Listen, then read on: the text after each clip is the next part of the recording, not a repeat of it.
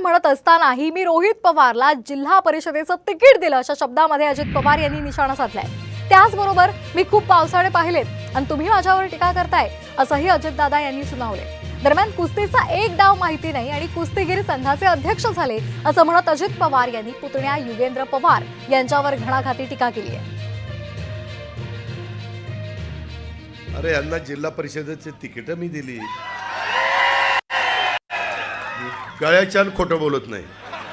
साहेबांनी सांगितलं अजिबात देऊ नको, मी साहेबाचं ऐकलं नाही, त्याला तिकीट दिलं।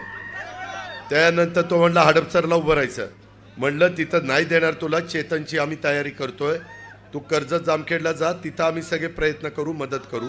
आता आम्ही तुम्हाला राजकारणाचे बाळकडू पाजलेले आहेत, दाखवलेले आहे आणि तुम्ही आमच्यावर टीका करता।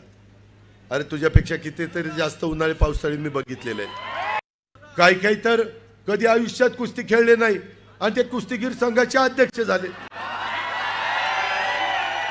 अरे कुस्तीचे डाव माहिती का बेटा? घुटना चीट कशाला म्हणतात? कुठल्या डावाला काय म्हणतात?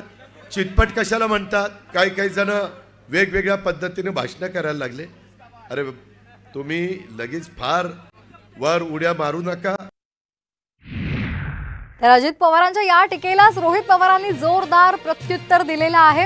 अजित पवारांनी शरद पवार यांच्यावर निशाणा साधला होता। तुम्हीही ऑलिम्पिक, खो खो आणि कबड्डी संघटनेवर काम केलं, पण कुठल्या तालुक्याच्या खो खो किंवा कबड्डी स्पर्धेत आपण खेळल्याचं मी कधी पाहिलेलं नाही असं रोहित पवार यांनी म्हटलेलं आहे। पण ईडीची नोटीस आल्यावर पळणारे अजितदादा मात्र सर्वांनी पाहिले असा टोलाही त्यांनी लगावलाय। पाहुयात रोहित पवार यांनी ट्विट करत काय निशाणा साधलाय।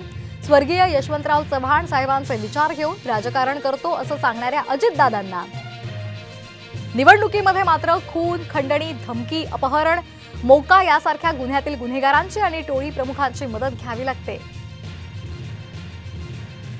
कुठे ऑलिम्पिक स्पर्धेमध्ये, कुठल्या तालुक्याच्या खो खो किंवा कबड्डी स्पर्धेतही आपण खेळल्याचं कधी दिसलं नाही।